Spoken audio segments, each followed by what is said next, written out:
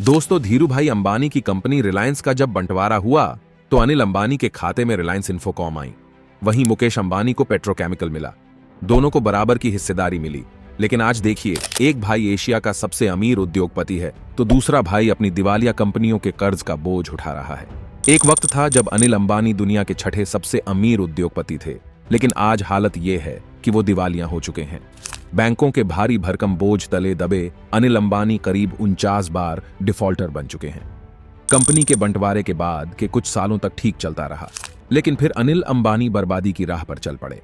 अनिल अंबानी की आरकॉम दिवालिया होने की कगार पर पहुंच गई। कंपनी पर कर्ज बढ़ने लगा। आज अनिल अंबानी की उस गलती की बात करते हैं जिसकी वजह से वो इस हालात में पहुंच गए। अनिल अंबानी और मुकेश अंबानी के बीच कारोबार को लेकर बंटवारा हो गया। मुकेश अंबानी के हिस्से में पुराना पेट्रोकेमिकल आया तो वहीं अनिल अंबानी के हिस्से में नए जमाने का टेलीकॉम, फाइनेंस और एनर्जी का कारोबार आया। अनिल अंबानी अपने इस कारोबार को संभाल नहीं पाए।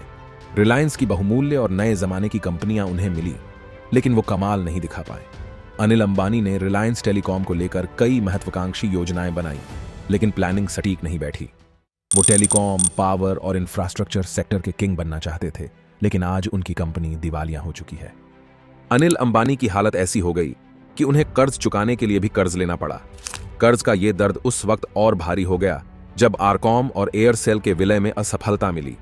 साल 2016 में आरकॉम और एयरसेल का विलय विफल रहा। बंटवारे के बाद अनिल अंबानी को रिलायंस की प्रॉफिट और ग्रोथ देने वाली कंपनियां मिली थीं। बावजूद वो उसे बढ़ाना तो दूर, उसे बचा तक नहीं सके। अंबानी के पतन के पीछे उनकी गलतियां हैं। अनिल अंबानी एक कारोबार से दूसरे कारोबार में कूदते जा रहे थे, लेकिन एग्जीक्यूशन की खामियों के कारण उनका पैसा उन कारोबार में फंसता चला गया। अनिल नए प्रोजेक्ट में पैसा लगाते जा रहे थे, जिसके चलते उन पर कर्ज का बोझ बढ़ता जा रहा था। कर्ज अब कंट्रोल से बाहर हो रहा था।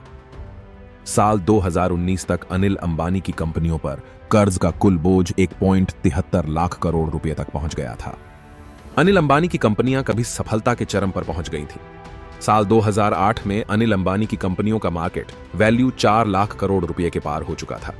साल 2019 में यह वैल्यू गिरकर मात्र 2,391 करोड़ रुपए रह गई। अनिल अंबानी बैंकों के कर्ज के बोझ तले दबे जा रहे थे।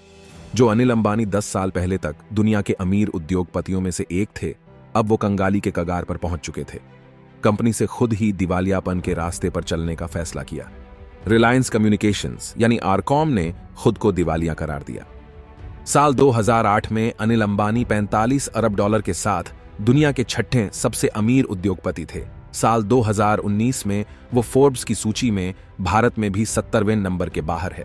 दुनिया के अरबपतियों में उनका नंबर 1349वें नंबर पर था। अनिल अंबानी के पास 1.7 अरब की डॉलर बची। अनिल अंबानी अपनी गलतियों से सब गंवा बैठे। साल 2019 में जब अनिल अंबानी के पास 1.7 अरब डॉलर की संपत्ति बची थी, उस वक्त मुकेश अंबानी के पास 50 अरब डॉलर थी। अनिल मुकेश अंबानी के दूर दूर तक नहीं टिक पा रहे थे। मुकेश अंबानी आज दुनिया से टॉप 10 अमीरों में शामिल है। मुकेश अंबानी के पास 85 अरब डॉलर से अधिक की संपत्ति है। वहीं अनिल अंबानी आज दिवालिया हो चुके हैं।